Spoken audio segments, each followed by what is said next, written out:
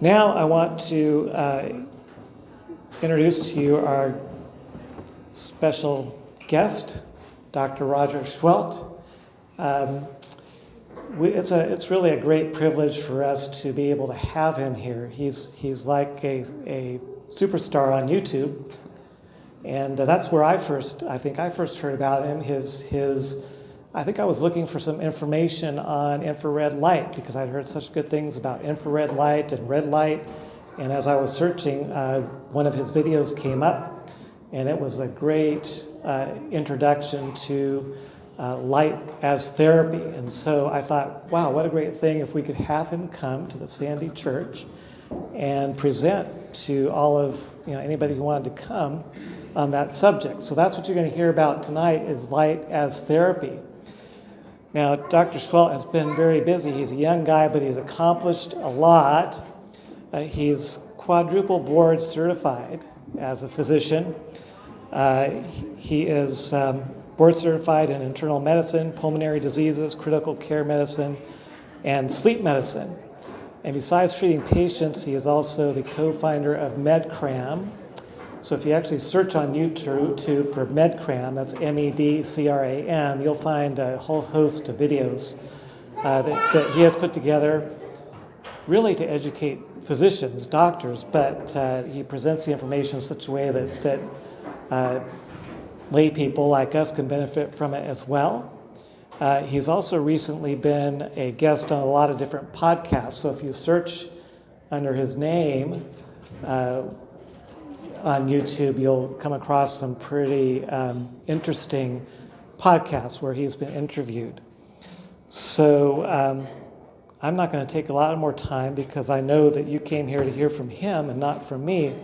And since you came to hear from him, you want to know about what's happening tomorrow. Tomorrow at 10 a.m., we will have a seminar, again, by Dr. Seheult. He'll be in our sanctuary here in the church. He'll be presenting on the science of thankfulness and forgiveness.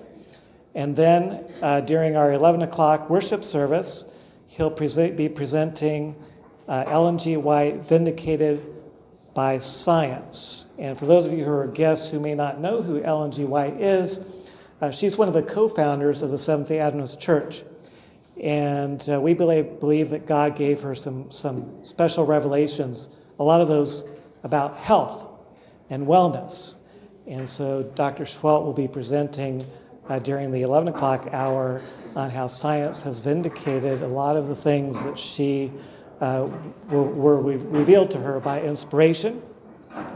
And then we'll have a vegetarian potluck following that. So if you want to join us for lunch, then you can also join us in the afternoon. And Dr. Seheult will be presenting Resisting Colds and Flu, How to Enhance Your Immune System, and we'll be starting that about 2 o'clock. All right? So I want to just ask you to give a warm welcome to Dr. Seheult, and I'm going to turn it over to him. Thank you.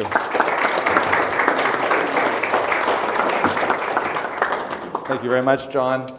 So good to be here today. For those of you who want to have the copy of today's PowerPoint presentation, that's the QR code for it. So if you just take a picture of it or put your camera up to it, you'll be able to download it and have it. And I'll try to do that for all of the presentations that we do today.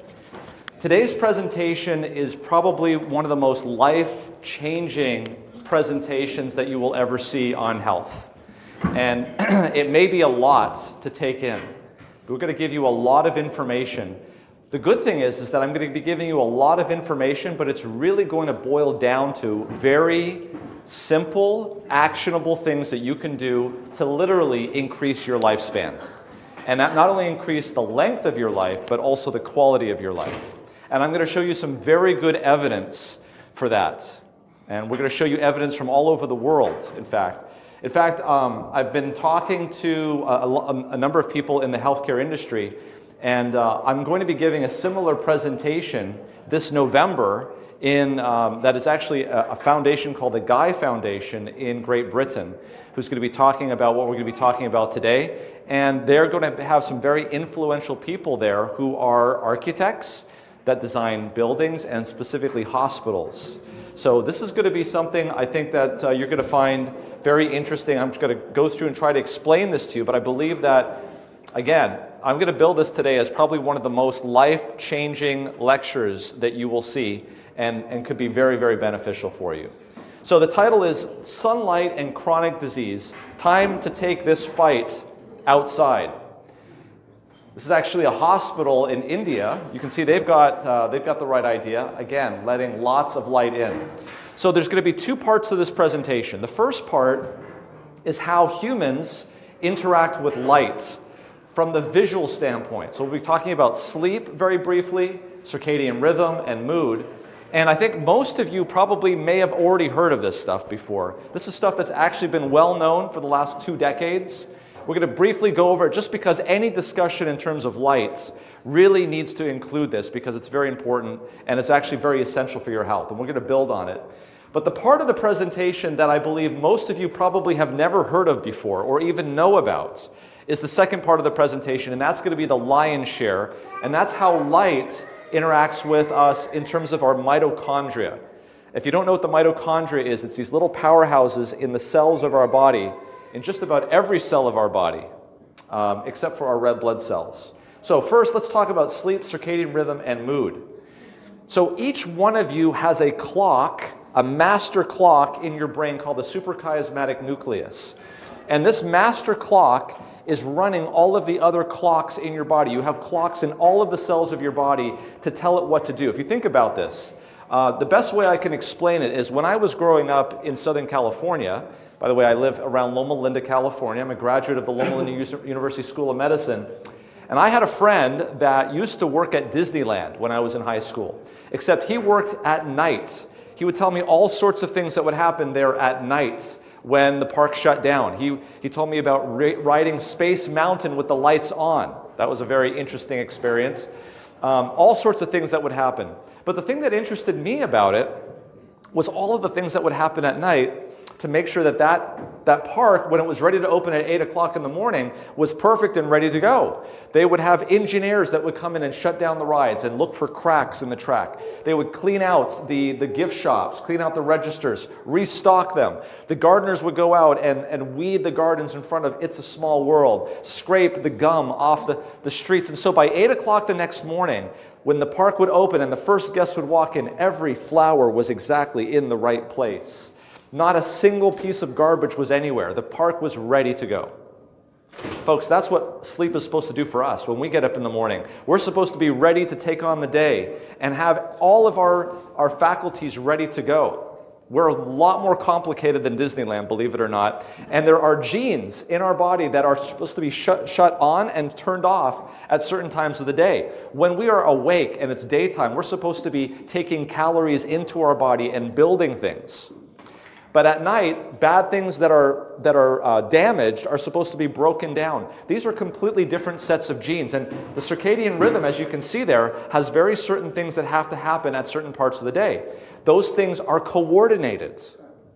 Imagine going to Disneyland and being in line in It's a Small World, and the gardeners are out front weeding. You know that Walt Disney would have a stroke if he saw that, right?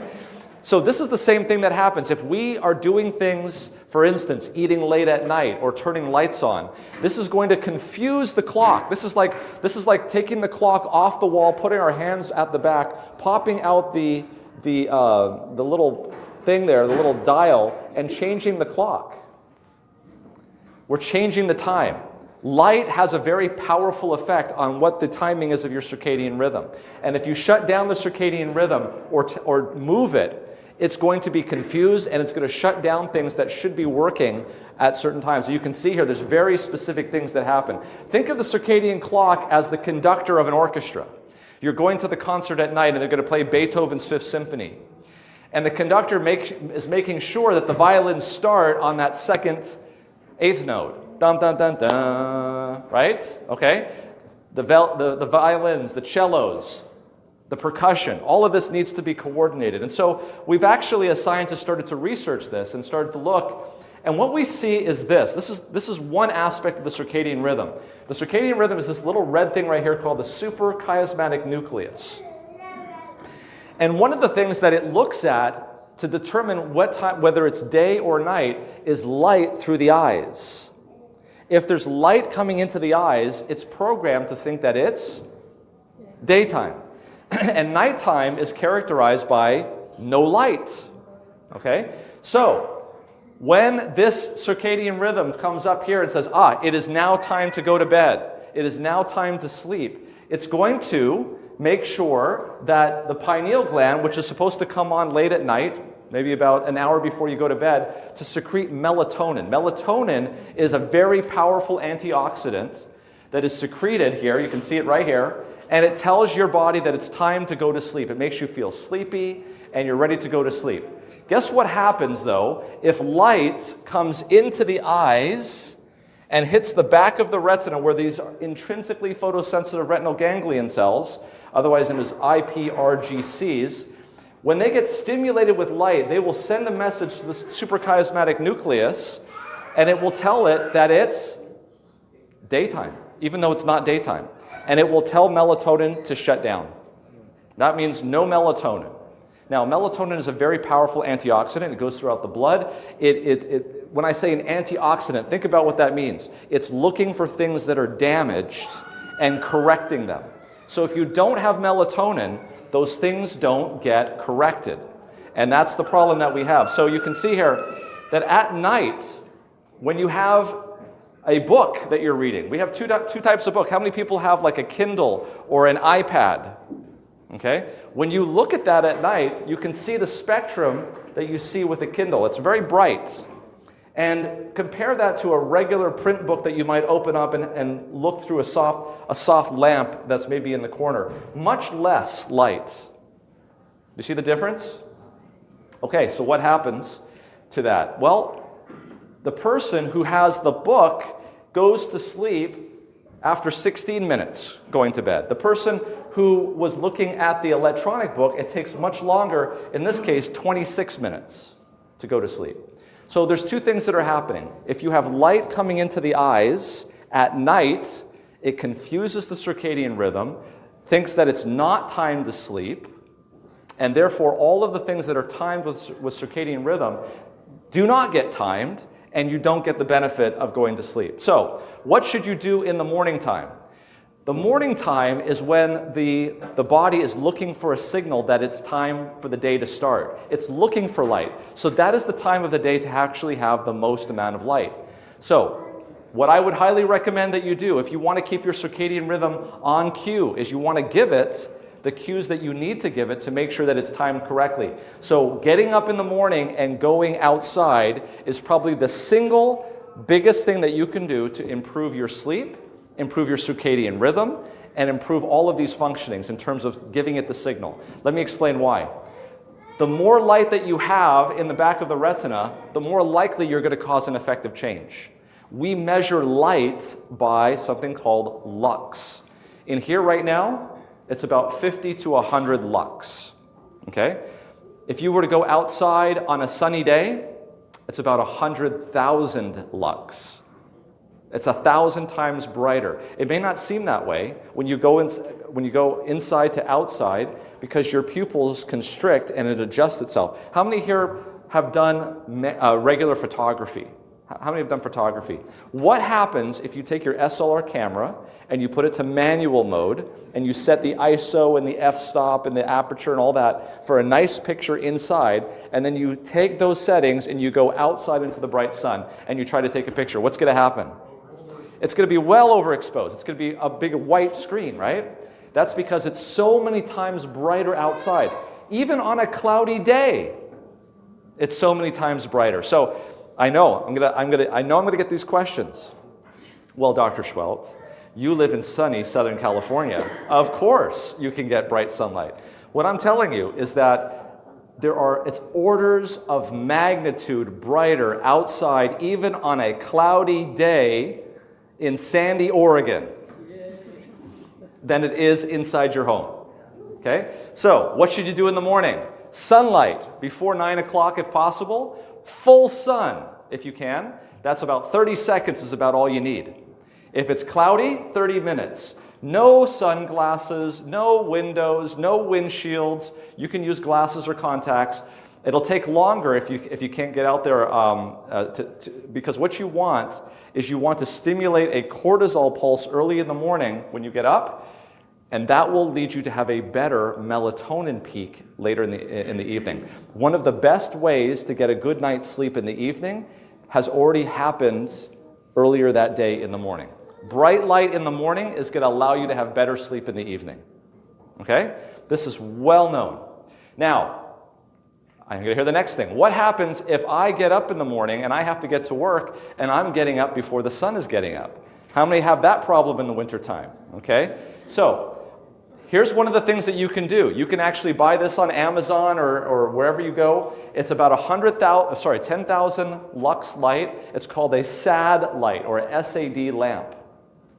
SAD stands for seasonal affective disorder. How many people get depressed in the wintertime? This is a very common thing that happens. It affects women more than men.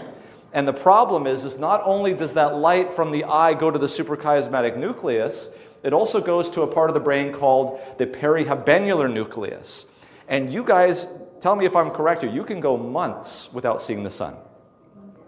Because the sun gets up after you get up, and when you get home from work, the sun is already set. And you're inside of a building for most of the day that the sun is out.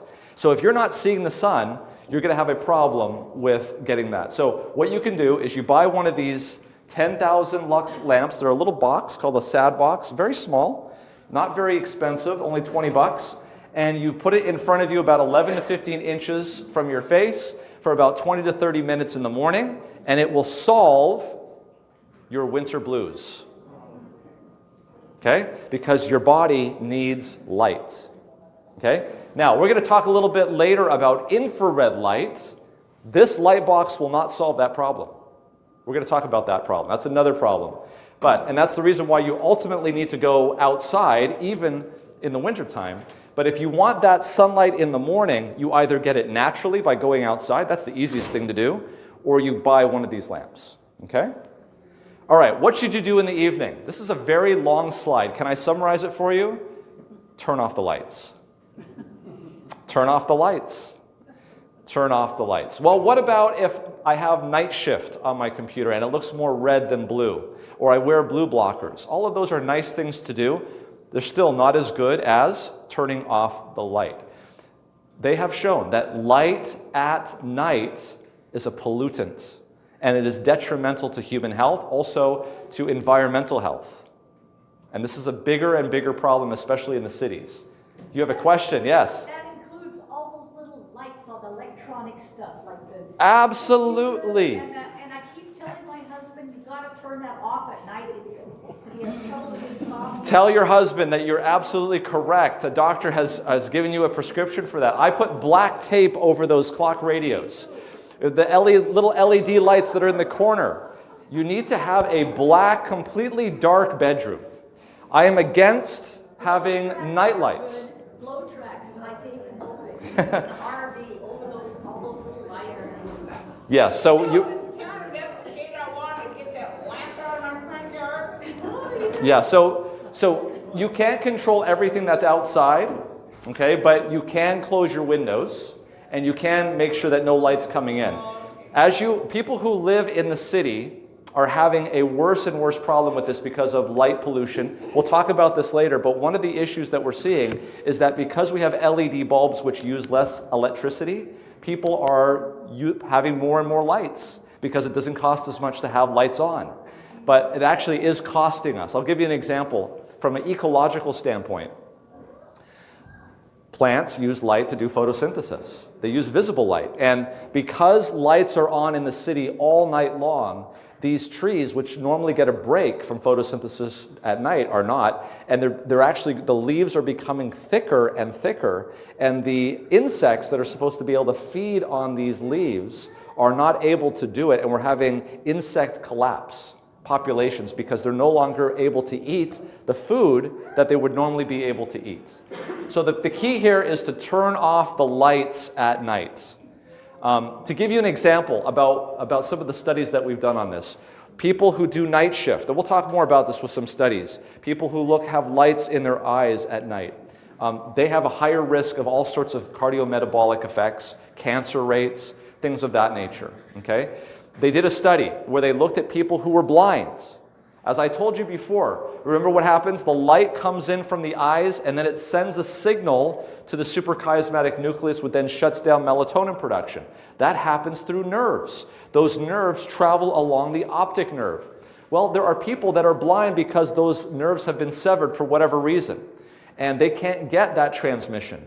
Well, in those type of people, actually, they would not get shutting down of melatonin because the light can't shut down melatonin.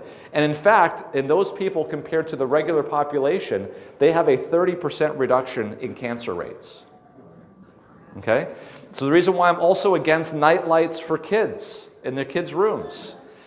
Any kind of light can go through the eyelids, shut down melatonin production, and melatonin, as we'll talk about, is a very powerful antioxidant that is very important. Okay? Goes through your eyelids. Tell my husband that one. She says, You put him before me and I will let him know. Okay, so that's, I talk about the first part here. Let's move into the second part, because really the second part of this is really mind-blowing. Okay? I will tell you how I got onto this. I'm a pulmonary and critical care specialist, and I see people in the intensive care unit, and particularly during COVID. And this made me start to think about what was going on. And I'm going to take you through this piece by piece, evidence by evidence. And when you see this at the end, you will want to get into the sun, as I did when I first started to learn about it. So let's talk about the light and the mitochondria. So everyone wants to live a long time. That's called longevity. Well, the enemy of longevity is chronic disease. If you get a chronic disease, your chances of living a long and prosperous life goes down, okay? Because you're dealing with a chronic disease. So what kind of chronic diseases are we talking about? These may sound very familiar to you: heart disease, diabetes, obesity, dementia, inflammation, long COVID, cancer. These are chronic diseases, and we see a lot of them here in the United States. However, there's something that all of these diseases have in common. They are all related in some way or another to something called mitochondrial dysfunction.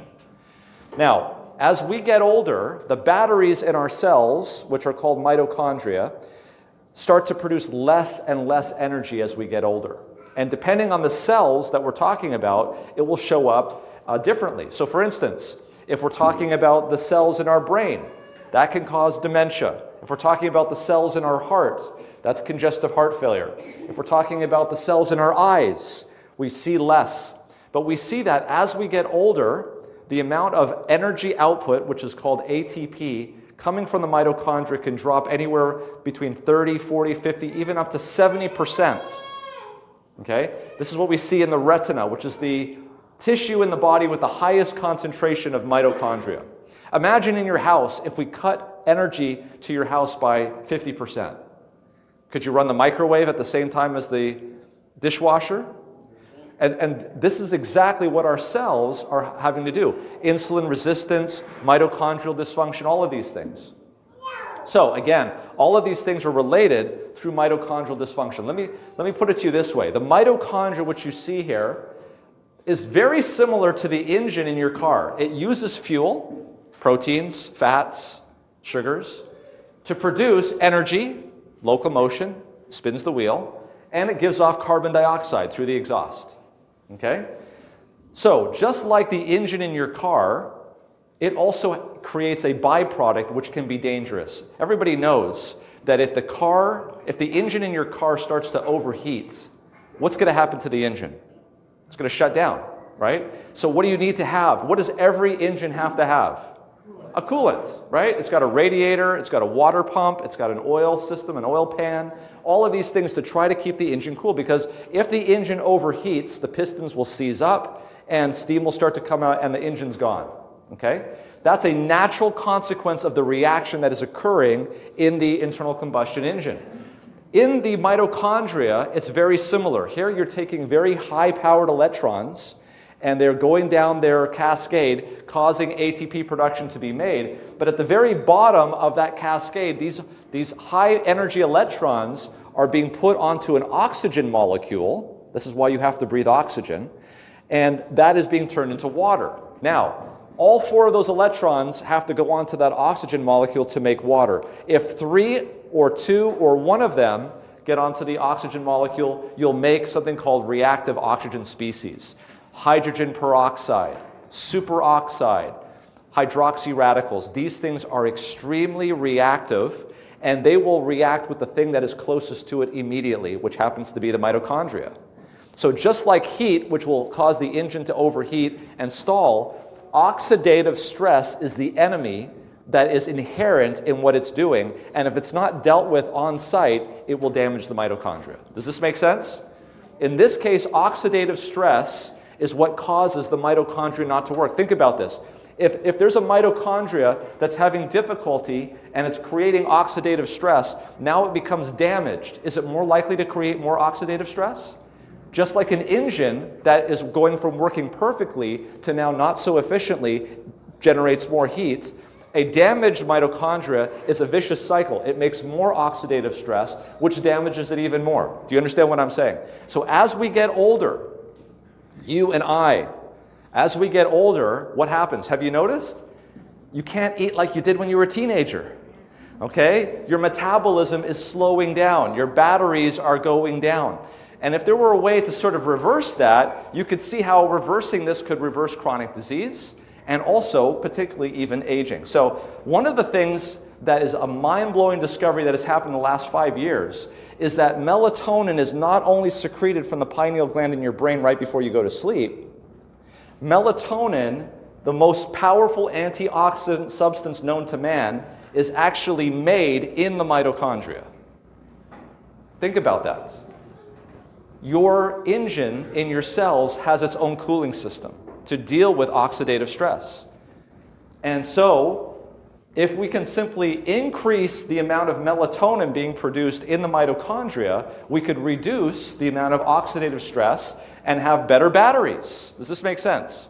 I mean, it's kind of simplistic in a sense, but it's true. So melatonin being discovered in the mitochondria of the cells is actually a discovery that's happened in the last few years. Now, what would you think if I told you that there is a cheap, readily available, supply chain independent substance that could increase melatonin production in the mitochondria? Give it to us. Absolutely. And it's sunlight. It's sunlight. How could that possibly be? We're going to go into the data of this and exactly show you what happened. But here, this is a paper from 2019. Russell Ryder, Executive Director of Melatonin Research, and Scott Zimmerman, both gentlemen that I know very well now, published this paper, and this is what it says in the paper. Quote, "It has now been shown that the mitochondria produce melatonin in many cells in quantities which are orders of magnitude higher than that produced in the pineal gland. This subcellular melatonin does not necessarily fluctuate with our circadian clock or release into the circulation system, but instead has been proposed to be consumed locally in response to free radical density within each cell, in particular in response to near-infrared light exposure." This is what we were talking about at the beginning, the pineal gland. That actually represents less than 5% of your total body's melatonin. The lion's share of melatonin in your body resides in the cells, and specifically in the mitochondria, exactly where they're needed. Now, let's talk about infrared light. The sun gives off a wide spectrum of light. Ultraviolet, which is past violet, infrared, which is past red, and of course the visible spectrum, which is in the middle. Our eyes can only see the visible spectrum. But infrared light, just like the lower end of the keyboard, is a very long wavelength. How many of you have pulled up to a stop sign or a stop light, and somebody pulls up next to you playing that stuff they call music? Boom, boom, boom. You've heard that, right? Okay, so in their car, they're playing regular music.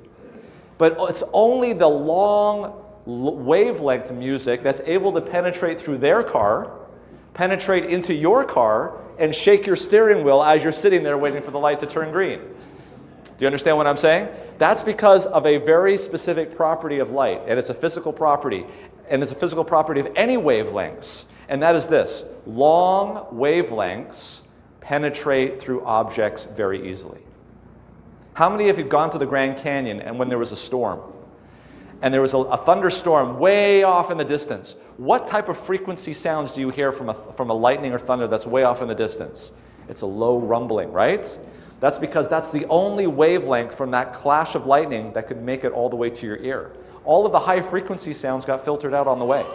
So long wavelength, stuff down here, past red, very good at penetrating through. Okay? Penetrating through, for instance, clothes. This is a study that was published by the Defense Department looking to see whether or not infrared light could penetrate through clothes to see what you had underneath. Maybe like a bomb or something like that, okay? Now, look at what I want to show you here. Each one of these numbers down here at the bottom are layers of material. And each one of these lines is different types of fabric.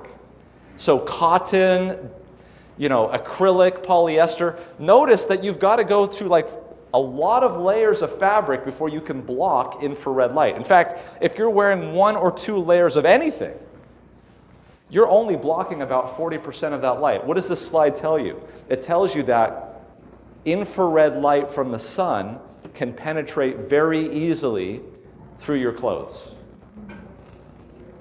Do you understand what I'm saying? You can wear clothes. You don't have to go naked, no. How many of you remember, all of you are, most of you are at least my age or older. How many remember the Sony cam, the night Sony cam? It was supposed to be night vision. You could take videos at night. There were some engineering people that figured out how to manipulate that, and you could actually see through clothes. And Sony had to pull the camcorder off the market for the same reason. Infrared light penetrates through clothes. Here's another slide. Now, Scott Zimmerman and Russell Ryder, when they actually looked at this, they could see that this type of infrared light could go as deep as 8 centimeters. That's about 3 or 4 inches. But just recently, there was an amazing paper that was published by Glenn Jeffrey. He's a professor of ophthalmology at University College London. And he and his colleague, Bob Fosbury, who is an astrophysicist with the European Space Agency, actually worked on the Hubble telescope. This is his hand, actually. This is Bob Fosbury, who I know very well, on the right-hand side. And he's showing an infrared light that is going through his hand and being picked up on the other side with an infrared camera. Now, what do you notice? That light is going right through the hands. And it's going, do you see bone at all? It's because it's going right through the bone.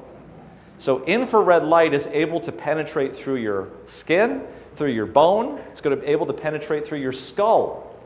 In fact, Scott Zimmerman in his paper wrote that in his paper in Melatonin Research called The Optics of the Human Body, is that this type of light is actually able to penetrate the skull, that the cerebral spinal fluid is able to diffuse the light evenly across the surface of the brain, and that the sulci and the gyri of the brain take it and bring that light into the deep crevices of the brain where the gray matter is on the surface, and it's the gray matter that is the highest concentration of cell bodies, which is where the mitochondria are.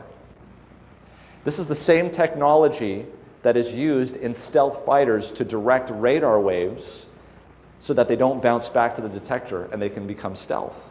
This is exactly the same technology that they use. This is what our brains are designed on. To basically, the surface of our brains are designed to collect infrared light and nourish the brain. Okay? You guys understanding this, right? Okay? So, Glenn Jeffrey did an amazing study. It was just published this year in Nature Scientific Reports. Nature is a very prestigious journal. It's one of the top journals in England. And it's in Nature Scientific Reports. And what they were able to do, here's the paper, longer wavelengths in sunlight pass through the human body and have systemic impact which improves vision. Okay, let me show you what they did. They took these guys outside into the sun, okay? And they were able to take a spectrograph of the type of light that was going in through one side of the body, in blue, and then have a detector on the other side of the body to see what was coming out the other side of the body. He was able to show for the first time that infrared light goes through the body, gets absorbed, and a small fraction of it comes out the other side. And in fact, this is what this picture was here. This is actually a photograph of his chest and the light coming through the other side. Okay? So this is, think about this. We have, up to this point, thought that the skin is the major receptive organ to the sun. Do you see how this blows that up? Okay? The sun actually touches every cell in your body, not just the skin. And it's specifically, it's infrared light. So, what did Glenn Jeffrey do? He looked here at the spectrum, and he determined that about 850 nanometers was the wavelength that had the maximal penetration. So what did he do? He took these guys inside, and he took an 850 nanometer red light panel and shined it on these individuals. And he measured the output. And he divided them into 3 groups. This is a randomized controlled trial. The control group, where he just turned the switch off. Then there was this group where he illuminated both the head and the body with this infrared light, the type of light that goes right through. And then he had one group here where he blocked any kind of light from hitting the head. Because Glenn Jeffrey is a professor of ophthalmology, and he has an ability to test vision very easily. Now, as we are getting older and older, the cones in our eyes, which detect color, have less and less mitochondria. And so as we get older, our ability to detect the differences between colors becomes worse and worse and worse. So one of the things that he's gotten very good at is detecting the mitochondrial function in the retina based on the ability to tell color. There's red, there's green, and there's blue. Okay, you remember the rods and the cones? So here's the retina. Here are the cones, here's the blue cones, here's the red cones, here's the green cones. So he's able to actually tell how those things are working. Here's another picture of it. The red cones are known as protan, the green are deutan, and the blue are tritan. So when we talk about protan and tritan, we're talking about color blindness to these different colors. Okay, so what were the results of this? Check this out. All right. For the red cones, this is what happened. This is the threshold of color blindness for the people in the control group. We just set this to 100%. Okay? Now, what happens to the people that get irradiated with 850 nanometer infrared light? We believe that the infrared light is going to penetrate through the body. It's going to make the mitochondria more efficient. It's therefore going to make more ATP. And those cones are going to work better in those subjects. Do you understand what I'm saying? And that's exactly what they saw. There was a 9% reduction in the threshold of color blindness when people were subjected to infrared light. Okay? Same thing here for the tritan. Here it was even better though. It was a 16% reduction in the threshold. In other words, shining light at the patient caused the mitochondria in the retina to upregulate its energy production and in essence, reverse aging. Reverse aging. Do you understand what I'm saying? Okay, at least in terms of energy production in the batteries. Your batteries start to look like you were 10 years younger. Okay? All right. Now, he had an idea because there are papers out there that have shown that if you do that to the mitochondria down here, the mitochondria down here talks to its brother up here, and it can upregulate it up here even though the light is not passing up here, the light is passing down here. Do you understand what I'm saying? That's called the abscopal effect. And we have scientific proof that this actually occurs. Not only do mitochondria communicate with themselves inside the same organs, the mitochondria can communicate with themselves in different organs. That's why he had that other group covered the head, because he wanted to see, if I shine the light down here and prevent the light from getting to the eyes, will I still see the same effect? There was a 5% reduction even when they covered the head. Although it was not statistically significant, when they did it over here in the blue, it was statistically significant. So what was he able to say? Now notice, I'm going to go back and show you what the paper was called. Check it out. This is why he titled the paper, Longer Wavelengths in Sunlight Pass Through the Human Body and Have a what impact?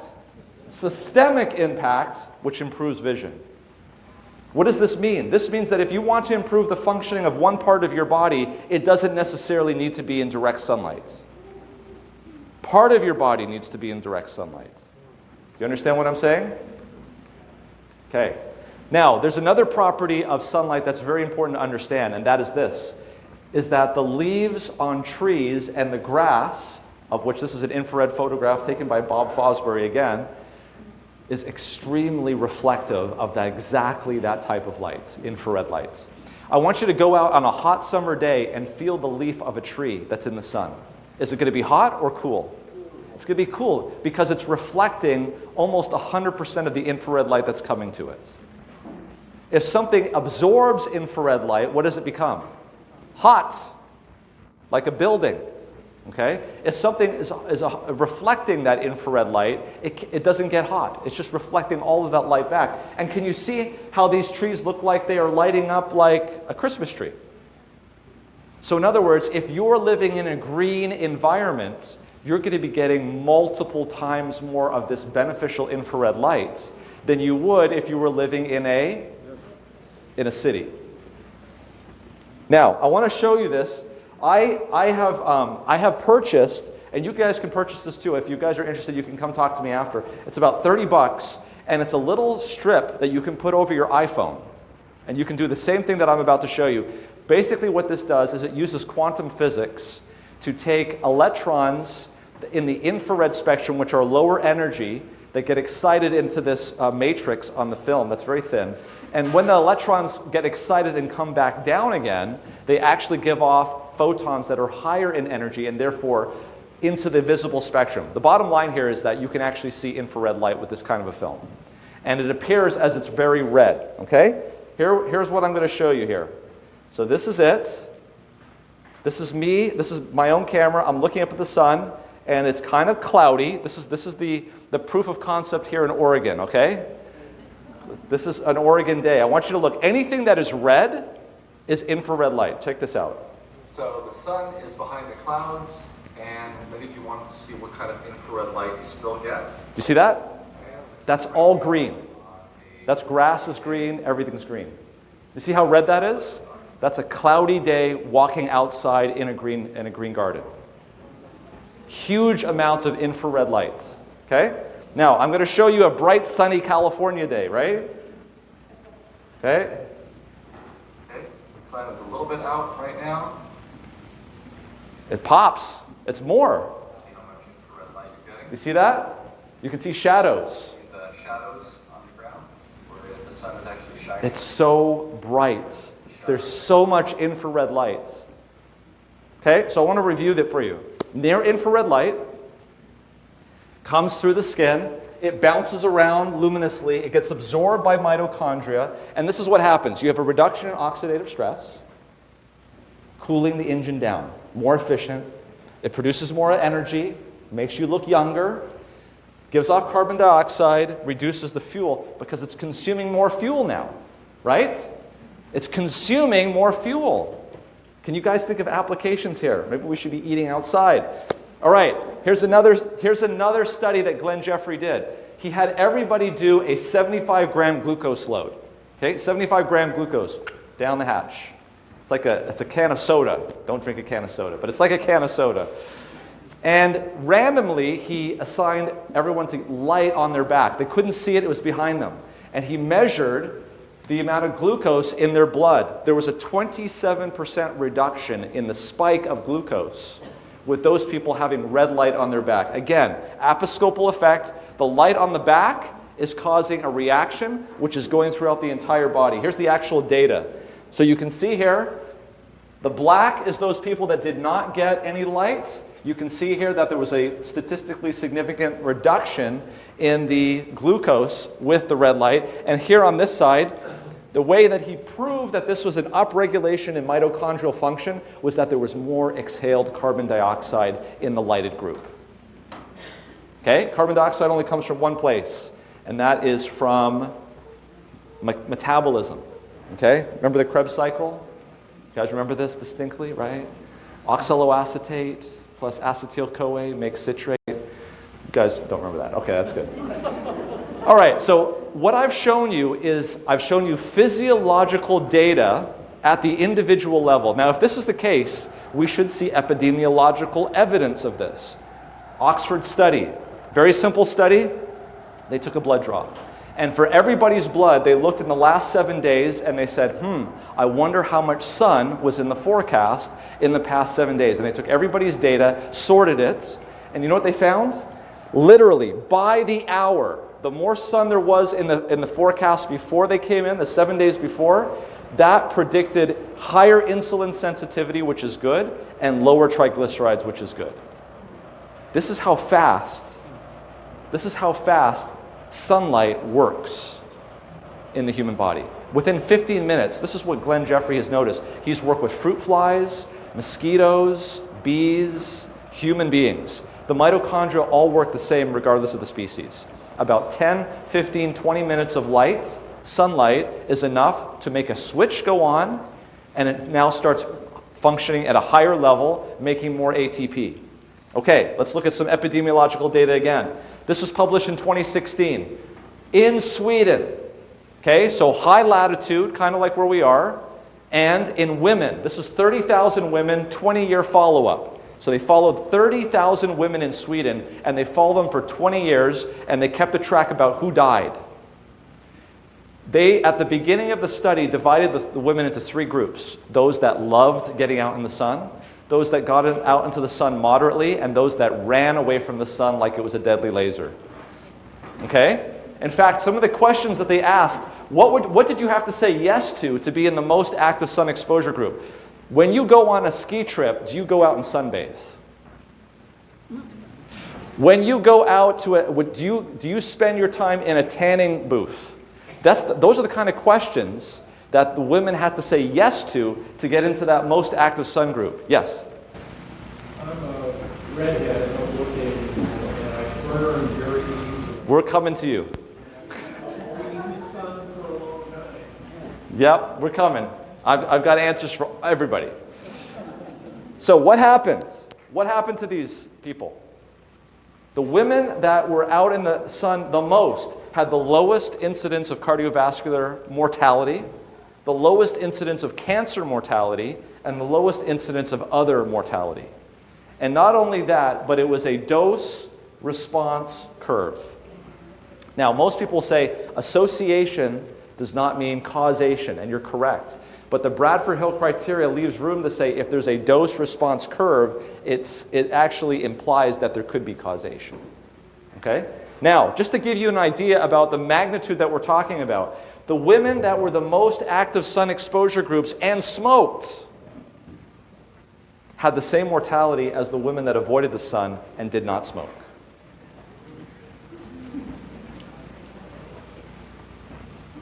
In this country, when people smoke at work, what do we do with them? We tell them to go outside. Interesting. For 15 minutes. We should be following them. Not too closely, though. Now, that was published in 2016. This paper was 10 times bigger than that one, and it included men, and it was done in England. This was a paper that was published. It was a UK biobank study. Actually, one of the authors is a well-known dermatologist. We're going to answer your question about that. Well-known dermatologist by the name of Richard Weller. He's a professor of dermatology at Edinburgh University, University of Edinburgh in Scotland. He published this paper. This is 400,000 people living in Great Britain. Okay? Light-skinned people. Very light-skinned people. Okay? 12 and a half years follow-up. And he looked at 2 things. In England, it's a very cultural thing to have something called a solarium. Do you guys know what a solarium is? It's where they build their kitchen off of the house, and it's in nothing but like glass. Okay? And that's where so people who like to use solariums, and also people that have lots of short wave radiation, UVA, UVB. Okay? So he looked at these people over this length of time, and he matched them. Yes? But library bounce off of glass. Like if you have a gecko or a Sure. bird and they're laying in the sun, they are not giving what you think they are. Good point. We're gonna talk about that. Okay. Good point. We're gonna talk about that. But in this case, those solarium glass are actually designed to allow as much of the light in as possible. Same kind of glass that you use in a greenhouse. Okay? And notice the difference. So this is a solarium use here, glass, and this is outside, no glass. Okay? Notice what happened here. This is the line of unity. What does this mean? That all of the data that's on the left side of that line is in favor of light, and all of it on the other side is against light. So in other words, this is lowering your mortality, this is increasing your mortality. If you notice on this line, all the way up and down, solarium use. This is glass. All-cause mortality, reduced. Cardiovascular disease mortality, reduced. Cancer mortality, reduced. Non-cancer, non-cardiovascular, reduced. And you can see that these 95% confidence intervals are completely on this side of the line, which means it's statistically significant. What about shortwave radiation going outside? All of these, again, except for one, which barely went over the line. Statistically significant. So what does this mean? It means that people who use solariums, people who go outside, people who have a higher exposure to shortwave radiation in every single category have a reduction in all-cause mortality, reduction in cardiovascular mortality. In other words, there's benefits. Now, the author was a dermatologist. So what do you think he's interested in? Skin cancer. So he measured those. He says, how many people, what about melanoma? Okay, so these people are living longer, but what about the incidence of melanoma? That's the most deadly skin cancer there is. So what did he see here? The incidence, we've got solarium use. Here's solarium use, here's this. So there was a numerical increase in the amount of melanoma, but the 95% confidence interval included unity, which means no statistical significant increase in melanoma incidence. Okay, what about shortwave radiation? Again, there was a slight numerical trend that was increased, but the 95% confidence interval in 400,000 subjects was so wide that he could not say that there was a statistical significant increase in melanoma incidence in people under having shortwave radiation from the sun. Okay? What about mortality? That means how many people died from melanoma? It's all over the place. There's not even a trend. There's not even a trend. So what he concluded is that going out into the sun, going into solariums, going outside is going to reduce you dying from any cause of disease, including melanoma. It might increase, maybe, we don't know, we think it might, but it probably doesn't, your incidence of having a melanoma. That's a lot different than what we've been told, isn't it? Isn't that a lot different than what we've been told? This is what he said. He published this. This is Richard Weller, a dermatologist. He published this in the British Journal of Dermatology. Okay, I'm not telling you woo-woo stuff that your dermatologist is going to like. This is dermatology stuff. And this was published when? This year. March. He said, pale skin has evolved, we'll forgive him for that, has evolved as an adaptation to cope with low light environment. Analyzing data from the UK Biobank, we have shown that increased sunlight exposure, estimated from both geographical and behavioral information, correlates with significantly reduced all-cause cardiovascular and cancer mortality in white-skinned UK population. Although there was a trend to increase incidence in melanoma with increased sun exposure, there was no rise in mortality. Our UK data corroborates similar studies from Sweden, which I just showed you, showing that for North European populations, insufficient sunlight exposure is probably a significant health problem, and physical activity outside with non-burning sun exposure will improve public health. Now, this goes back to what we were talking about before. This is another study. This was actually published in the Proceeds of the National Academy of Sciences, and its title is Brighter Nights and Darker Days Predict a Higher Mortality Risk. This is basically our lives today in the 21st century. We have dark days and we have bright nights. And what did I say? What did I say that will do to your circadian rhythm? What did I say we were supposed to do at the beginning? We were supposed to have what kind of days? Bright days. And what kind of nights are we supposed to have? Dark nights. But the majority of us have an issue with what? Dark days and bright nights. Do you see the problem with this? It's confusing the clock, which is supposed to be governing everything. This is like sending in the gardeners in the day to Disneyland and shutting down the rides at night, or shutting down the rides in the day. How would you feel if you went to Disneyland and Space Mountain was not working? Many of you probably don't care about going to Disneyland. But if you were, you would be upset, all right? Now, I'm going to show you something that's mind-blowing. So they took 88,000 people, and they gave everybody a watch. And on the watch was a light sensor. Okay? So everybody's running around with a light sensor. And they follow these people around for years. And they see when they die. So they have all this data. Now, they have all this data about how much light. Now, look what they did. Look at this very carefully. This is actually quite mind-blowing. Here along the x-axis, we go from 4 o'clock. Each one of these is basically an hour of the day. There's 24 hours at the bottom here. 4 o'clock in the afternoon, going all the way to 4 o'clock in the afternoon. And what they do is they ask this question. At 4 o'clock in the afternoon, we have people where they have light coming to their watches. And we sort them out. And we have the people who are having a lot of bright light coming into that watch. And we have those people that don't have a lot of bright light coming into that watch. Do you understand what I'm saying? There's a distribution, in other words. Now, here's the question. If we take the people that have a lot of bright light coming into that watch, how does their mortality compare with those people that don't have a lot of light coming into their watch? That's the question that they're asking. And this is what they found. For people that are having bright light coming into their watch at 4 o'clock in the afternoon, their mortality rates are 20% reduced. So you can see very clearly by the hour of the day what light does to your chances of dying. Do you understand what I'm saying? This is really amazing data. So, 4 o'clock.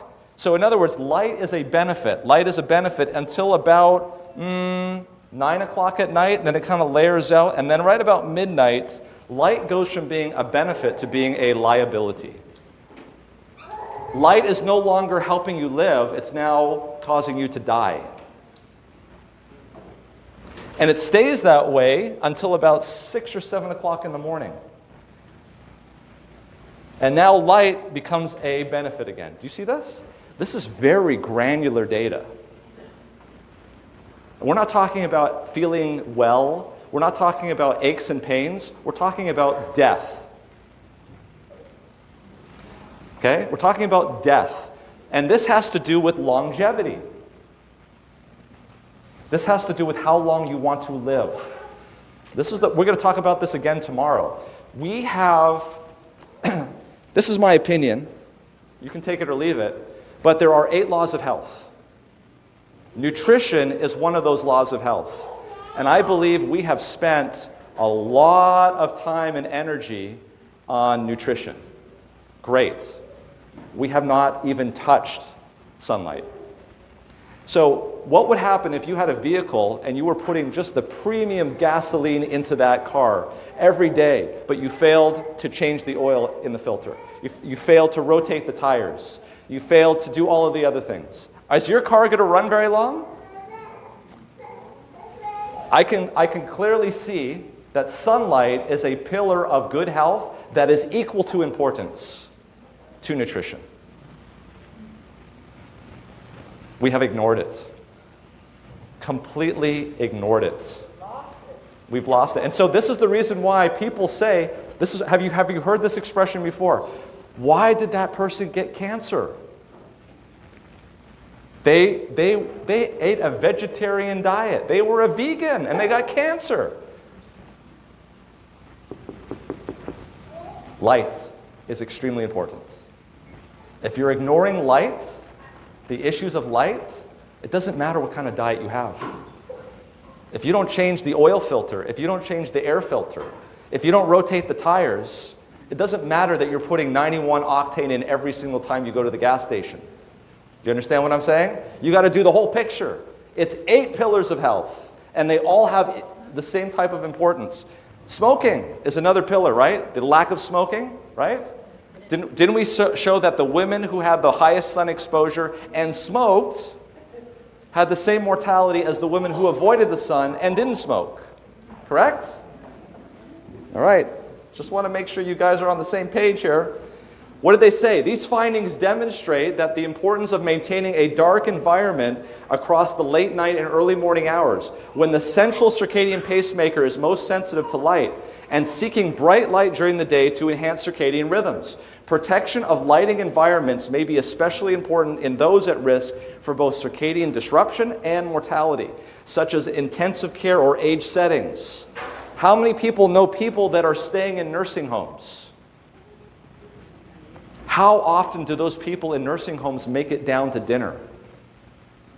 How many times do those people get outside? If they're not getting outside, folks, they're sitting ducks. We're going to talk about this very shortly. Every single winter is another round of infectious diseases that culls its excess mortality. And people that are not outside in the sunlight getting the benefit of that are just sitting ducks. Every single day, we need to get people outside. You know, during COVID, there was nursing homes that actually got people outside every day, not just taking a vitamin D tablet. Can you see how taking a vitamin D tablet is not going to substitute for the sun? Yes? What about melatonin? They say you can supplement melatonin. We're going to talk about melatonin as well. Melatonin supplementing is going into your bloodstream. And really where we need the melatonin is in the mitochondria. And the best way to get that is to get out in the sun. Absolutely. Okay, so check this out. This is an amazing study. So we've known for decades that people who live in green spaces have a 28% reduction in diabetes, a 16% reduction in cardiovascular mortality, and a 31% reduction in mortality. But the naysayers will say this. People who live in green spaces have more money. People who live in green spaces have more access to health care. People who live in green spaces are more, they're exercising more, right? All of these are the things that people say about green spaces, right? Then came the Green Heart Louisville Project. I love this study. Can you guys hear me okay? Okay. Sometimes, all right. So this is the study that I think blew it up for me. This is an amazing study. So in South Louisville, Kentucky, there is a 4 square mile area that is just urban sprawl. No trees, no plants, just concrete buildings. So they went around and they measured 745 subjects, something called HSCRP. This is a highly sensitive CRP peptide, which is a surrogate for inflammation. People who have inflammation in the body are more likely to get strokes, are more likely to get heart attacks. So they measured everybody's CRP levels. And then they did something amazing that you would not even believe. They got a bunch of shovels and they dug holes in the ground and they planted 8,000 mature trees in 4 square miles. It took them 2 years to do it. Then they went back and they measured the same 745 people's CRP levels. They didn't give them basic income. They didn't do an exercise program. They didn't give them better access to health care. All they did was plant trees. And we already showed, what do trees do? They reflect infrared light.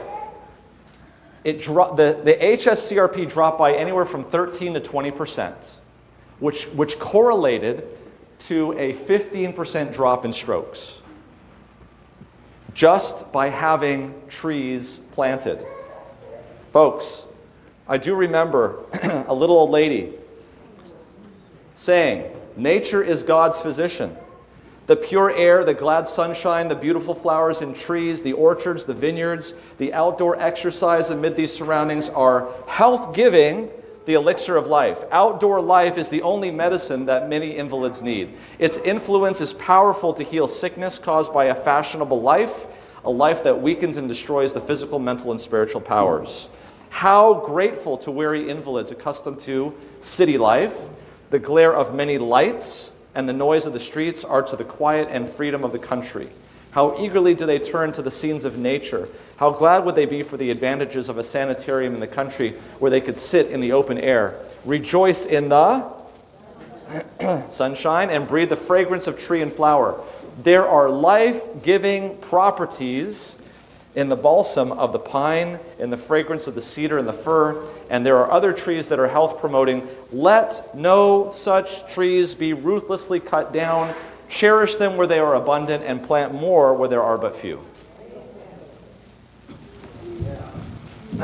So, Richard Weller, our friend who published that paper, wrote this into, this is probably the prestigious organ of dermatology called the Journal of Investigative Dermatology. He wrote a review titled Sunlight, Time for a Rethink. This is Richard Weller, Department of Dermatology, the University of Edinburgh. He says, dermatologists and skin researchers have made great progress in understanding some aspects of the interaction between UV and our skin, but we need to stand back and take a more holistic view of UV exposure in human health. The United Nations Environmental Effects Assessment Panel and an Australian panel endorsed by the Cancer Council of Australia and Australasian College of Dermatologists have both just produced position statements recognizing that sunlight has beneficial effects that should be considered in formulating policy on sunlight exposure and highlighting the necessity of carrying out further research into these beneficial effects. We should take note. This is Australia, where they have the highest counts of skin cancer. They are understanding that we should be getting more sunlight. So they said we should take note, and I took notes. This is me putting central lines into people in my intensive care unit with COVID-19. There was a couple things that bothered me about COVID-19. Number one, what does the SARS-CoV-2 virus bind to when it goes into the human body? Anyone know? The ACE2 receptor. What is the ACE2 receptor for? Is it just there to be a receptor for a virus? No, it's actually part of the cooling system of the engine. It actually converts pro-oxidants into antioxidants. So, what happens? The virus comes in, binds to ACE2, knocks out ACE2. So what happens now? The engine is going to what? Heat up a little bit more. Everybody in this room, if I were to measure your engine temperature, would have a little different temperature. Some people are older and maybe are a little bit more obese. Their engines are running a little bit hotter. Some people are very nice and young, fit. Their engines are running a little bit cooler. Everybody gets COVID. What happens? The cooling system shuts down a little bit, and everybody's engines run a little bit hotter. So what happened? This is what happened during the pandemic. As the virus was spreading around, everybody's car was going down the freeway with various different temperatures, and what was now in front of us but a large hill called COVID-19. And as we start to go up that hill, some of us can make it up that hill, some of us can't. And when we try to go up that hill, steam starts to come out the engine, and we burn out. And who were the people that were in my intensive care unit? The people that were in my intensive care unit were people with the very same things that have mitochondrial dysfunction. So I saw people with heart disease, diabetes, obesity, dementia, inflammation, and cancer. This is what happens to people who have COVID at different ages. Okay, so we're looking at oxidative damage. Those that are from 21 to 40, this is how much oxidative damage you have. This is how much you have when you have COVID. This is how many people 40 to 60 have. This is what happens when you have COVID. This is what happens when you're greater than 60 years of age. You're already there. All right? Someone who's over the age of 60 has the same amount of oxidative damage as the 40 to 60-year-old who gets COVID. And then what happens? It goes even higher. So these are the people that I'm really worried about, and these are the people that we really need to cool that engine system down. And sunlight is one of those ways. Here's the other thing that bothered me. People with good vitamin D levels did pretty well in my ICU. People with low vitamin D levels, not so much. And what did we do? We gave them vitamin D. It didn't work. And I began to realize that vitamin D isn't doing the heavy lifting. It's simply a marker of sunlight exposure and infrared light, which is doing the heavy lifting. Do you understand what I'm saying? So I started to look around at studies. Now, we all know that at the beginning of the pandemic, do you remember what city, what area in Europe was hit first in February to July of 2020? It was northern Italy. I'll never forget it because our kids were supposed to go on a band tour to Naples, way up there in northern Italy. I'll never forget it. We had the band meeting and said, oh, there's this virus now that's spreading out there. And the parents were there like, oh, we'll just wait, it's going to be fine, it's 2 months away. I'm like, guys, this is not going away. It's not going away. We might as well just cancel the trip and get the money back. Some of them had still kept them pushed, but we never went on that trip because they were hammered in northern Italy. People were dying like flies. But as things started to improve, and what happened was as the autumn was coming, what happens during autumn? The sun starts to go down, right? And so the question was, here's a study that was published in January of 2021, and it asked this question, is basically what predicted the surge in the countries of Europe, COVID-19? And they said, okay, let's see if it was temperature. Temperature, that's got to be it. In the wintertime, when it gets cold, that's what causes the virus to flourish. What was the correlation right here? It was 0. So here are the different flags of Europe, and when they had their surge of COVID-19, and temperature had no prediction at all. Okay? Then they said, oh, wait a minute, maybe it's humidity. Humidity, that's what it's got to be. That's what's going to predict which country in Europe has the surge. 0, had no predictive qualities whatsoever. Then they looked at latitude. Now, what does latitude tell you about? What is the major thing that occurs as a result of latitude? The sun, exactly. And what would you predict? Which country, if it's the sun, would you predict would have the first surge of COVID-19 in the autumn of 2020? Exactly. And Finland was the very first country. And from there, it went from Finland to Sweden all the way down. And guess what was the last country to have its surge? Greece. At the bottom. Very highly predictive. In other words, latitude predicted surge of COVID-19 in Europe. All right, University of Edinburgh. They're coming up again. They got some smart people over there. They looked at the United States during the wintertime where there's no vitamin D being made in the part of the United States, and they showed that the more light they had in parts of the United States, the lower the COVID-19 mortality was. Sunlight predicted lower mortality, and it was in areas that wasn't getting any vitamin D. Did you hear what I just said? It had nothing to do with vitamin D, but sunlight was reducing the mortality of COVID-19. They said, this is really interesting. Let's see if it holds up in England. Exactly the same results. Let's see if it holds up in Italy. Exactly the same results. This is what they said. It suggests that optimizing sun exposure may be a possible public health intervention. Given the fact that it appears independent of a vitamin D pathway, it suggests possible new COVID-19 therapies. Yeah, like the sun.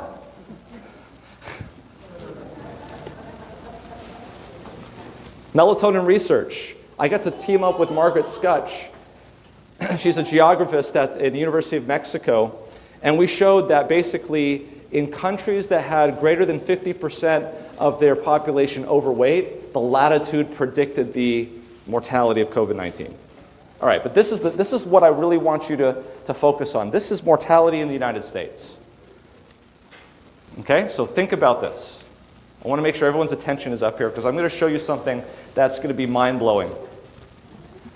This is the amount of deaths that we have every year in the United States based on different causes. Okay? Let me show you what those causes are. This is the purple is heart disease. Do you see here? What do you notice? It's got a rhythm. We got a rhythm. Do you see that rhythm? Okay. It's like the heart, right. It peaks. The highest deaths are 1 to 3 weeks after the shortest day of the year. And it's the lowest about 1 to 3 weeks after the longest day of the year. Every single year. Heart disease, that's a non-infectious disease, correct? Cancer, same rhythm. Same rhythm. Do you see it? I don't want to put stuff there that you can't see. Can you see how cancer goes up at the same times that the other ones go up? Do you see that? Okay? It's not as obvious, that's correct. Stroke, chronic lower respiratory disease, Alzheimer's disease, diabetes, influenza and pneumonia, kidney disease, they all follow exactly the same pattern. They all peak 1 to 3 weeks after the shortest day of the year, and they all are at their nadir 1 to 3 weeks after the longest day of the year. Take a look at that and think about the ramifications of that. These are all diseases that we said were at the core mitochondrial disease. Does it make sense that on the longest day of the year, you're more likely to get sun exposure? And does it all make sense that on the shortest day of the year, you're the least likely to get sunlight exposure? Okay, why do you think? Okay, I just want you to look at this. Here's influenza and pneumonia. That's the orange one down here, okay? That's the bottom line there. So you see here in the wintertime, we see how it goes up and goes down and then up and then down. Do you see that? We actually have more cardiac deaths. We have a higher delta of cardiac deaths in the flu season than we have flu deaths in the flu season. Let me say that again. During the flu season, we have a higher increase in cardiac deaths than we have total flu deaths. Take a look. I want to make sure you guys see this because every time they show death rates, they always have to seasonally adjust it. Because of this. This is well known. People will say though, people will say to me, well, maybe the reason why all these deaths go up in the wintertime is because we have Thanksgiving and we have Christmas and everybody's getting together, correct?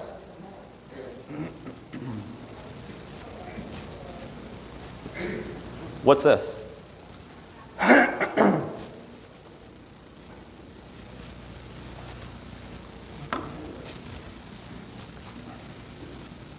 Australia.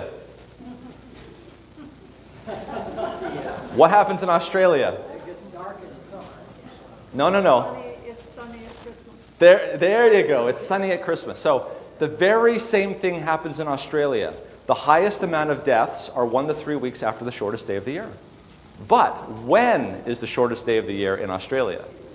It's in June and July. So notice, whereas before we had all of these peaks at the end of the year, you see how they're at the end of the year? All the peaks are at the end of the year? In Australia, where are all the peaks? In the middle of the year. Now, is anyone here from Australia? Has anyone been to Australia? Do they celebrate Christmas in December in Australia? Yeah, exactly. So everybody's getting together at Christmas time at December, right? Do you see any influenza peaks at Christmas time? No. Are you processing what I'm telling you here? Like, this stuff has been hidden in plain sight. This, do you see this right here? Do you see this right here? For cardiac deaths. This is the cost of not getting enough sunlight in the wintertime. Do you see that? It's huge. This is the cost of not getting enough sunlight in the wintertime. Maybe it's even more than that. Now, who's the next person that's going to ask me a question? The next person that's going to ask me a question is, well, what about those? We talked about people in the northern hemisphere.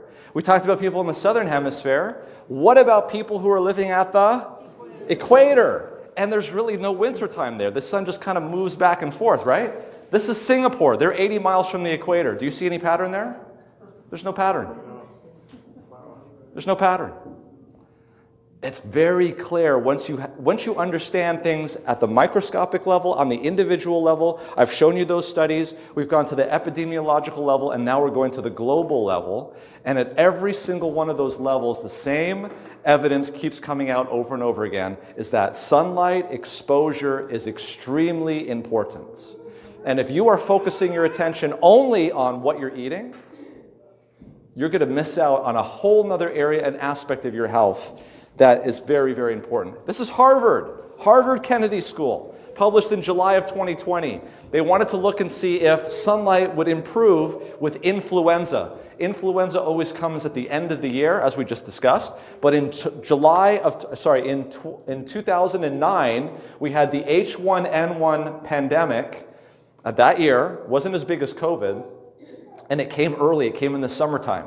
They were able to look across the country using solar radiation data, and they were able to couple it with CDC data in terms of who was coming down with influenza. And this is what they concluded. They said, quote, "We find that sunlight strongly protects against getting influenza."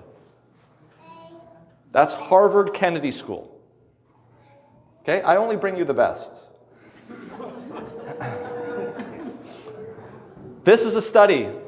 Okay, I'm just showing you, I'm just going to show you stuff to see this. This is a study basically where they took infrared light and they shined it on a petri dish, and they were able to show that toll-like receptors, which gateway inflammation and are exactly the same gateways that are involved with COVID-19 inflammation, that infrared light basically shut down the inflammation from those receptors. It's published. So at this point, I'm like, okay, we've got data at the physiological level. We've got epidemiological level data. We've got global level data. This should work. So as a scientist, what I needed to see was a randomized, placebo-controlled trial. You guys understand why I'm doing that, right? Because all of this case control stuff, epidemiological stuff, sometimes it can get lost in there. Sometimes association doesn't mean causation. What you really need, the top level of evidence, is a randomized, placebo-controlled trial. And our friends in Brazil served it up to us. So this was a trial that was done where they took 30 subjects with COVID-19, they admitted them to the hospital. These patients are sick enough to be admitted to the hospital because they needed oxygen, but not sick enough that they have to be put on a ventilator. Okay? And this is what they did. They basically took them and they made a jacket that they could put on the patients for just 15 minutes a day, once a day, that had infrared light emanating from the inside of it, using 940 nanometer infrared lights. They did it to these patients. They put it on all of the patients, but they randomly switched it on. Now, this is infrared light. You can't see it. It's a blinded study. And the level of intensity of this light was so low that you couldn't even feel it. Okay? So this is actually the jacket. Okay? That's the jacket. You can see these are the little bulbs. These kind of look like the bulbs on the front of your remote control that you should not be using. Okay? Actually, they're almost exactly at 940 nanometers. So this is what the patients were wearing. Just 15 minutes a day.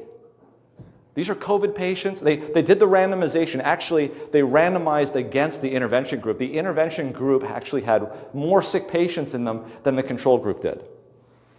Okay? So check this out. This is what happened. This is the NIR group. This is the people that got infrared radiation, the same type of radiation that you can get from the sun, 940 nanometers. This is the control group. Notice, first off, this is not p-hacking. We're not looking for some sort of thing that'll pop up. In every single endpoint that they a priori chose, statistically significantly different. These were very different groups at the end of the intervention. Very different groups. So what happened? Oxygen improvement, much faster in the intervention group. They improved 9 points versus 2. Okay? Tidal volume, how much air could they breathe in at the end of 7 days? Once a day for 7 days. 74 mLs versus 22. How about the ability to take a breath in, the pressure at which they could suck air into their lungs? They were able to do it at negative 24 versus 7. Okay? How about blowing it out? 19 versus 2. Their respiratory rates, went down by 5 breaths per minute versus just 2.8. Okay, their heart rates came down by 20 beats per minute versus just 2 beats per minute. Okay, the lymphocytes, I saw this all the time. People with low lymphocytes, these are the lymphocytes that are tasked to go around the body and get rid of the SARS-CoV-2 virus. And we would see this all the time. We knew patients were going down when their lymphocytes started to go down. It was game over. Okay? In the control group, they dropped by an additional 10 points. In the intervention group, they increased by 850 points. It's huge. Yes, it is. And then finally, their average length of stay. Are you ready for this? The average length of stay for the people in the control group was 11.7 days. They left in 8 days. In other words, it cut off 4 days of hospitalization. Now, for those of you who work in the healthcare industry, know that many of our Adventist hospitals are paid, actually all of our hospitals in the United States are paid on something called a DRG. Do you know what that is? That means that somebody gets admitted with a particular diagnosis and they will get paid from the insurance company a lump amount for that diagnosis. Okay? You can already see here that if our institutions started to get our patients outside into the sunlight, they could start charging for 12 days when they're only doing 8 days of work. Do you understand what I'm saying here? If our institutions started to follow the health laws, they would find themselves in probably a much better financial situation. And this is not just for the money. You understand what I'm saying? All right, so when I saw this completely changed the way I took care of patients. So I am an intensivist.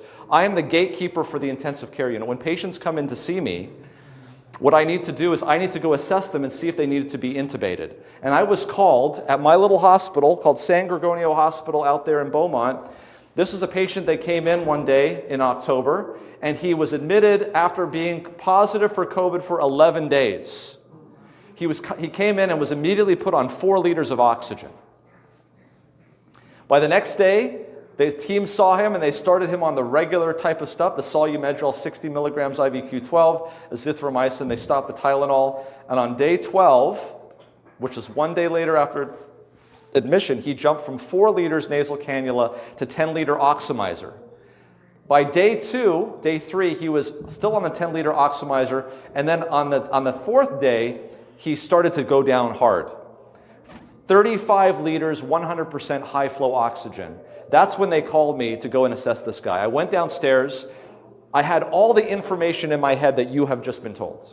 I've seen the study. I've done the videos on him. I'm putting it out there. I'm like, wow, I wish I knew this at the height of the pandemic. This was the straggler that came in at the end. I went down there to see this guy. I opened the door. It was this dark room. The blinds were closed. His daughter was there next to him with a mask on. He was depressed. His first words out of his mouth to me were, "Doc, how much time have I got?" And I looked at this and I said, I'm not going to be able to go home today knowing what I know and leaving this guy here like this to die, because I know what this guy needs. So I talked to our respiratory therapist, Kim, who's outstanding, and she was able to get 2 oxygen tanks together to get this guy onto a nasal cannula and a non-rebreather. I talked to my charge nurse, Peter, and he was able to get this patient outside. And let me tell you, he allowed me to take a photograph. This is the first day outside in our little garden out here in the middle of the hospital. He told me weeks later, he says, "Doc, you know that first day that you took me outside? That sun felt so good. That sun felt so good," he said. So this is his daughter right here. This is my respiratory therapist, Kim. That's my charge nurse, Peter. And this is the patient. He allowed me to take this picture. He said, "You can take it from the front if you want." I said, "No, I don't want to do that. I'm going to take it from the back." And there he is in our wheelchair sitting outside. Every day we got him out 20 minutes. 20 minutes every single day. I drove in the next day. 15 liters oximizer. The next day, 10 liters oximizer. The next day, 6, and then 4, discharged home without oxygen in 5 days. I've never seen somebody go from needing intubation, to being discharged in 5 days, that fast.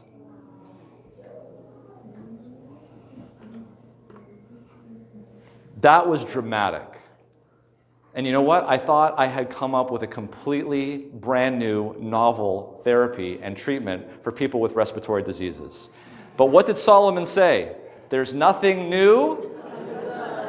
No pun intended. How many know who this is? Florence Nightingale was named Florence because she was born in Florence, Italy, to two very well-to-do British parents who begged her not to go into the debased career of nursing, which is what it was at the time. It was where women of ill repute ended up. Okay? But that is why Florence Nightingale is known as the founder of modern nursing, because she completely changed how that happened. She went down there and she was treating British soldiers that fought in the Crimean War that were there in Italy, and she cleaned it up. She did not have all of the scientific accoutrements that we have today. She was known as the lady with the lamp, and she would go from bed to bed to bedside, taking care of the patients physically, one-on-one. She wasn't an administrator in some ivory tower giving instructions to other people. She was there at the bedside. And because of that, she could see the differences between those patients that were inside and those that were outside. This is what she wrote in 1850. That's important to understand because that's before we received any kind of health message. In 1850, Florence Nightingale said, "Of all the remedies I have used or seen in use, I can find but one thing that I can call remedial for the whole disease, and that is a profuse supply of fresh air. Second only to fresh air, however, I should be inclined to rank light in importance for the sick. Direct sunlight, not only daylight, is necessary for a speedy recovery." This is what she saw. This is what she observed. And it must have been dramatic for her to say such a tremendous thing. Years later, a health reformer by the name of Ellen G. White wrote this in 1871, not just 21 years later. "The feeble one should press out into the sunshine as earnestly and naturally as do the shaded plants and vines. The pale and sickly grain blade that has struggled up out of the cold of early spring puts out the natural and healthy deep green after enjoying for a few days the health and life-giving rays of the sun. Go out into the light and warmth of the glorious sun, you pale and sickly ones, and share with vegetation its life-giving, health-dealing power." Incidentally, before we even knew about melatonin, before we knew about the suprachiasmatic nucleus, before we knew that light at night can increase your chances of dying, this is what this same amazing woman wrote to her secretary in 1888. "Make it a habit not to sit up after 9 o'clock. Every light should be extinguished." Why? This turning of night into day is a wretched, health-destroying habit. And so this is what we did. 100 years ago, if you were to go to healthcare facilities and hospitals, you would see that the architecture of the buildings were specifically designed to allow patients to get two things: fresh air and sunlight. Look at them. Look at them. They're designed with that in mind. That is part of the treatment that people need to get. We know this today. You know that we have studies that show that people who are in the hospital that have better outcomes if they are in a room with a window. People who are closer to the window get discharged faster than the people in the same room who are not close to the window. So I've been going around the country giving these types of speeches, talking to people. And because I've gone onto podcasts and it's been broadcast, I am getting the most amazing stories from people. I want to share with you one very briefly. This really hit me when I heard this story, because never before, I knew that sunlight was beneficial, but I didn't understand how dramatically sunlight could be beneficial. This is a true story. This woman sent me this story. She actually sent me the medical records and the discs. So I was able to confirm everything that I'm going to tell you here with dates. This is a case study. This woman had a 15-year-old boy. He was diagnosed with B-cell acute lymphoblastic leukemia. Started chemotherapy in September of 2023. In May of 2024, he had to stop the chemo because he developed a lung pneumonia. Was admitted to the hospital at a major tertiary care center in Minnesota. Okay? He was admitted through the emergency room on June 1st of 2024, and within he had 2 to 3 weeks of cough at that time, and a runny nose, and found to have a neutropenic fever, started on IV antibiotics. About a week later, the CT scan showed a lingular pneumonia and acute sinusitis. On June 18th, he had a sputum culture that revealed something called mucor. How many know what mucor is? Mucor is a very invasive, flesh-eating fungus. And it usually is seen in people with very minimal immune systems, people who are immunocompromised. Okay?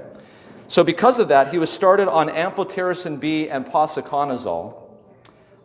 24 days after admission, a bronchoscopy revealed a fungus ball. This is a problem because if you have a fungus ball in the lung, the antibiotics can only go where the blood goes. And if you have an area where there's not blood perfusion, the antibiotics can't penetrate into that area and take care of the fungus. Okay?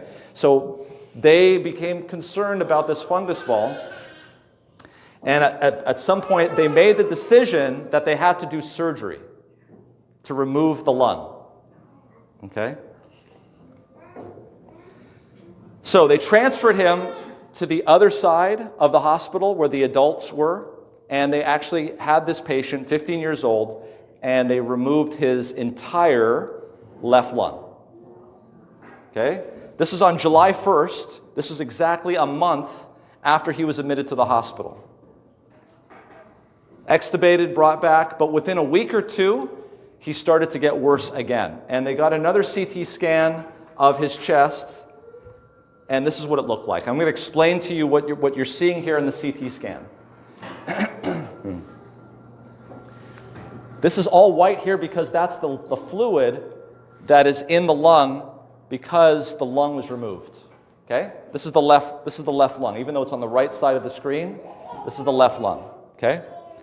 This is the remaining right lung, and I'm taking a cut at different points in the CT scan. This is the upper, this is the middle, and this is the lower. Okay?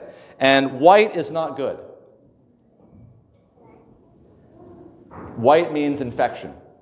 So you can see here that really this is the only amount of lung that the boy is actually breathing on. It's a fraction of the lungs that he was given. This is where we are right now at this point. So because of this, because of what they see, they really don't see much way out. They have a big multidisciplinary care conference. They say that it's likely invasive mucor. There's no surgical options. He's not a candidate for heart-lung bypass because there's really no chance of recovery. There's really nothing further to offer the 15-year-old boy. Bronchoscopy is not going to be of much benefit. Taking fluid out from around the lung is not going to be of much benefit. They discussed with the parents the issues, and after long discussion, it was determined that he would be made DNR. So if he got worse, they would not put him on a ventilator. They would allow him to pass. This is a boy, by the way, who's 15 years old, who's completely awake, alert, oriented, involved in his care, and is on BiPAP at this point, which is a machine that's breathing for him. Not a tube down the throat, but a BiPAP mask. They actually engaged Child Life Services to help communicate this to a completely awake and alert patient. And basically they came to him and he asked, how much time do I have? And they told him, you have about 2 days. 2 days to live. 15-year-olds. Now, they approached him and they said, you've got 2 days to live. What do you want to do during these 2 days? What is your wish? What would you like to do? Guess what he said? He wants to go outside. He did not want to go outside because he thought it was going to make him live. He did not want to go outside because they thought it was going to help. Now, they were actually using some sort of a light device called a Firefly through this period of time, but they weren't using it very consistently. And obviously, it really wasn't making much of a difference.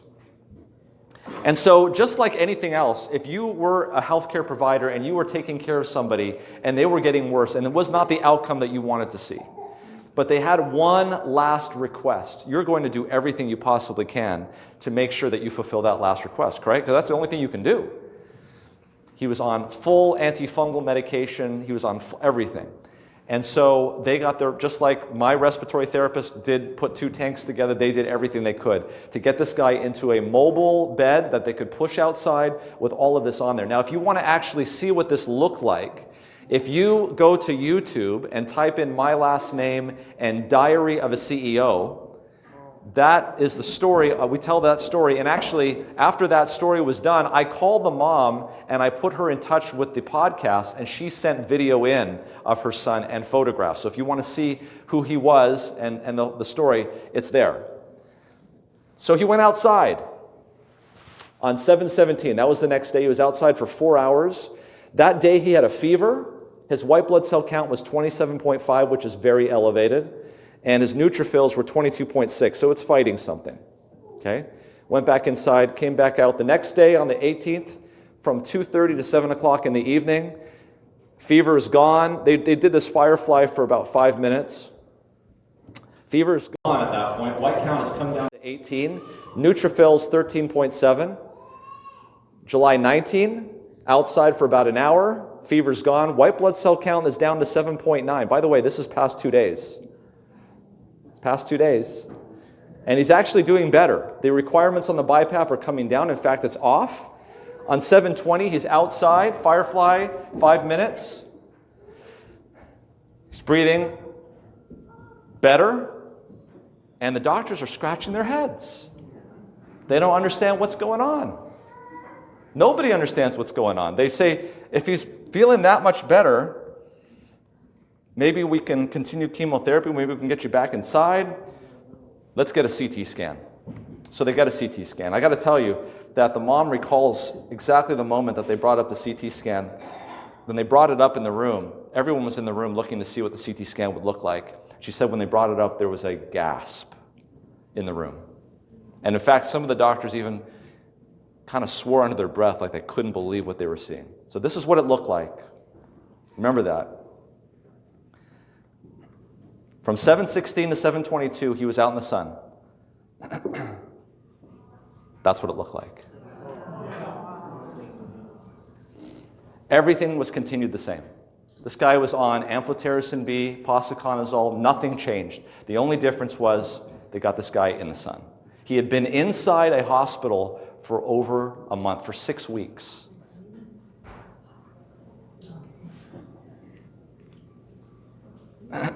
That was in July.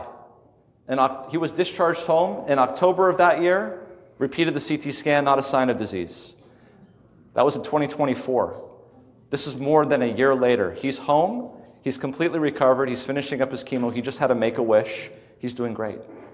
This is the guy that had 2 days to live. And he was taken outside. Not because they thought it was going to work. That was just his last dying wish, was to get outside. Absolutely, and this is what's happened now to us. So I want to show you what's happened to us in our society and why I think this is important. This red bar represents how much infrared light we received in a societal basis. This is in the 1800s. Natural sunlight, 50% of the time outside, campfires at night. In 1950, 100% incandescent, plain glass windows, 25% outdoors. In 1990, I remember this. Mom used to say, "Come in when the street lights come on." Remember that? 1990, 50% fluorescent, 50% incandescent, plain glass windows, 15% outdoors. This is today. You guys know I'm right, especially the kids. 100% visible light only. LEDs, no infrared light. We got LEDs, OLEDs, CFLs. We have low E glass on the windows, so that when the sun comes in, it doesn't heat up the room. It reflects out the infrared light. Why? Because we don't want to spend too much money on the air conditioning. Right? Low E-glass windows, 7% outdoors. What have we done in the last 100 years? We have air-conditioned rooms.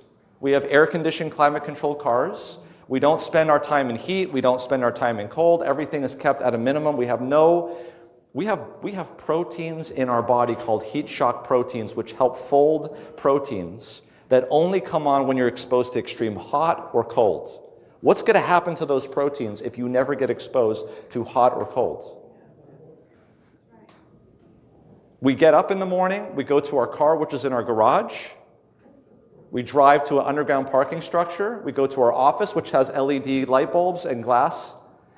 We come home after the sun goes down. We go back to our room. We turn on the TV. We put our face in front of a screen. And we wonder, why do we have chronic disease? Do you see what I'm saying?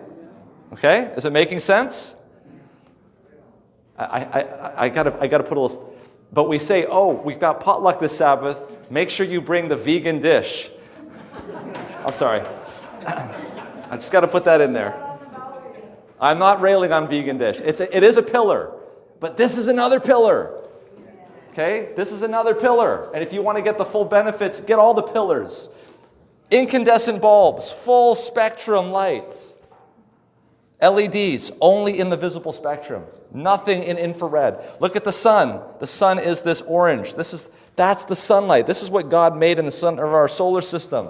And it's giving us all of that beautiful infrared light that we need. Glenn Jeffrey did another study. I'm going to go through this quickly because we're wrapping up here. I know. I want to really show you this to you. It's really amazing. So this is a building on the campus of UCL where he works. Do you see how much light's reflecting off the side of that? This is an infrared camera. Those windows reflect infrared light so much. This is inside the building, okay, with the lights on. How much infrared? The only infrared light that's coming into that building is coming through the doors that are open. Right? So what did he do? This is an amazing study. Everybody had LED lights at their workstation, and he put randomly incandescent bulbs, and he found that those people that had incandescent bulbs at their workstation had better vision that lasted for weeks. Check this out. This is what it looks like in a regular photograph, okay, and in the lab. This is what it looks like with an infrared camera. Okay? This is what your environment at work looks like as an infrared camera. Do you see what I'm saying? Okay. Now you can see little incandescent bulbs here. Do you see that? This is what the infrared light looks like now in the camera. Do you see that? Okay? I'm not going to read this whole thing, but basically he found that it really improved. Now, there's a new rule coming in 2028 that has not been changed, and it's going to make the LED bulbs even worse. It's going to make them so that they're even more narrow than they were before. That's a video that we did. Here's low E glass. Depending on whether you have high solar gain, moderate solar gain, or low solar gain, this is how much infrared light a regular glass allows to pass through. You can tell because when you stand behind the glass in the sun, you feel warmth coming through the glass. That's infrared light. High solar gain, low E, moderate solar gain, low E, low solar gain, low E. This is the good glass that you pay a lot of money for in Southern California so you can keep your interior cool. Let me show you. Want to see what that looks like? This is my window in my house. I've got low E glass too. That's all they'll give you. This is during the daytime, okay? Check this out. This is during the daytime. Here's a nice arched window. This is just the room. It's bright in my room. How much infrared is in my house? None. Okay? This is how much infrared light's coming through the low E glass. Do you see that? This is now the window opened. Do you see how much is coming through? Do you see? This is kind of like the other graph with the seasonal thing. I want you guys to, this has got to be in your minds. So you're in your house and you're saying, let the sunlight in. Ellen White says, let the sunlight in. They didn't have low E glass in Ellen White's time. Open up the glass, let the sun in. This is what you're getting. Okay? You can stay inside the house and this is what you get. Or you can go outside and this is what you get. Do you see it? So what's the answer? Go outside. Exactly. This is what's been happening to the amount of time This is called out-of-home time use. Out-of-home time use. How much time are you out of your home? 2003. What's been going on every year since 2003? At the amount of time we're spending out of our house. And then the pandemic hit. Whew! Uber Eats. Right? Amazon. Why go shopping? Just have it delivered. Right? And have we recovered from that? No. We have developed a whole behavior now. We have developed a whole set of behaviors from the pandemic that don't even allow us to go out of our home. Do you guys remember what life was like before the pandemic? We'd go meet over at someone's house. We'd have Bible study over there. We'd do this. Now what do? Zoom.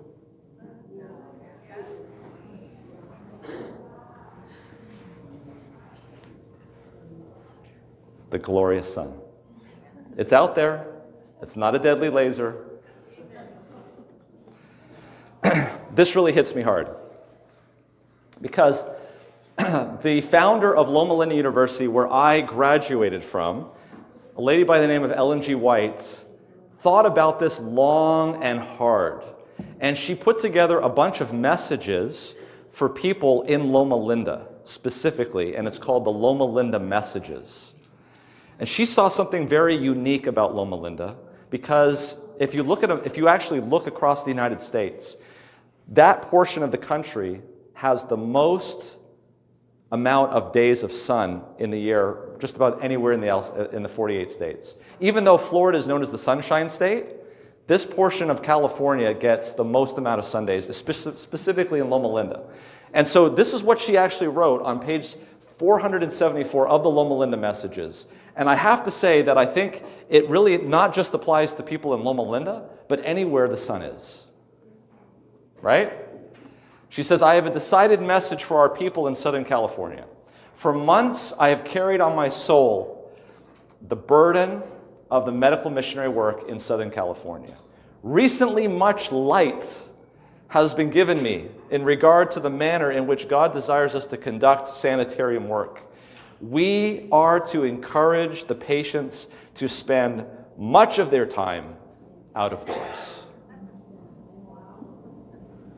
So folks, this, I believe, is one of the major pillars that we've ignored. And I believe that the most important time to take advantage of this pillar is when it is the most scarce.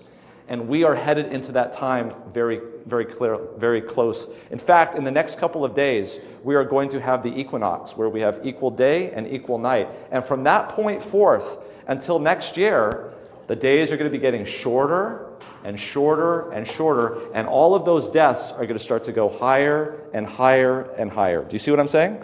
If you don't want to be caught up in that wave, I highly recommend that you value going outside and getting sunlight.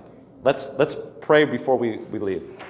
Dear Heavenly Father, thank you so much for giving us this time, allowing us to learn about your world and science in the second book.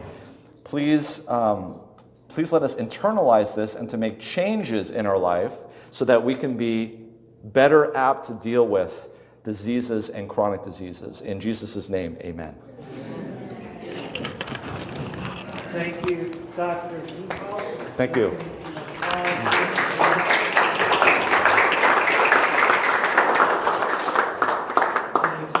He's kind of enthusiastic about this. And so much so, he said earlier you want to do a Q&A afterward. He said this is just a 1 hour presentation. And it's been 2 hours. 2 hours, yeah. It's almost 9 o'clock, and what happens at 9 o'clock? Lights out.